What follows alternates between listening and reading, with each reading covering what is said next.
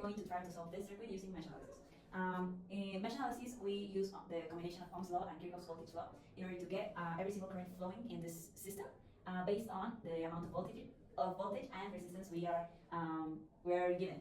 So for our first mesh, that's this one, we can see that our current will flow clockwise in every single loop.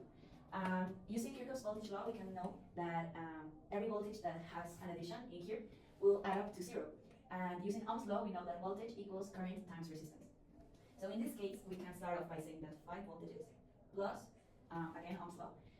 In here we have 30 ohm resistance that will get multiplied by the current that's flowing in here that we define as I1. And then we have as well our 45 ohm resistor that will get multiplied by the current that's going in favor, which is I1, minus the current that is opposing it, that is I2.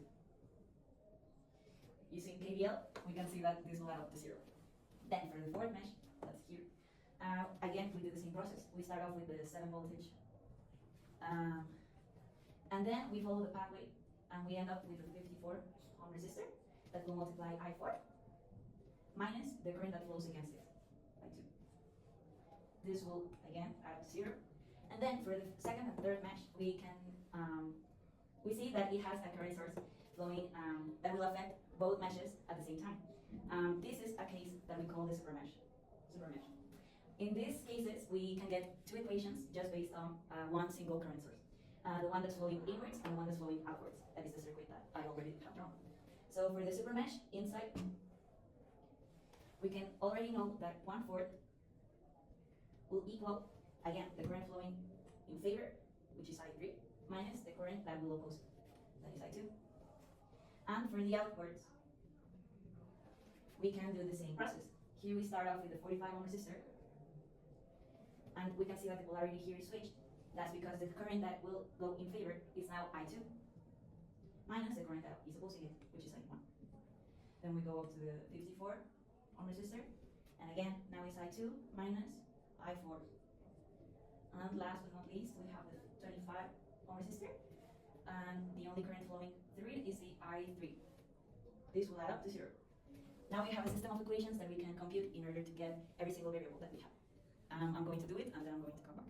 So now that we have our current values, we can analyze them and see that every single one has a negative sign. This only means that the direction I established for them to go is actually the opposite direction that they're going in the real life circuit. So this one should follow this direction in order for this current to be positive. But because we are analyzing our circuit this way, we'll take them as a negative sign. So the things we're being asked for is first off the value of the x. On our first equation of the first mesh, we established this series of equations. But the most important part is that we established that 45 multiplying I1 minus I2 is the voltage that's running through this resistor in the positive direction. So this will be our actual value for Vx.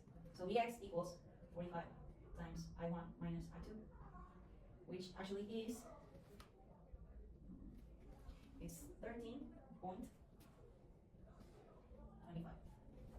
volts. And now we are asked for the power source by our current source. But in order to get here, we first need to know the voltage that flows in this mesh. How do we do this? We can use Ohm's law and again KVL.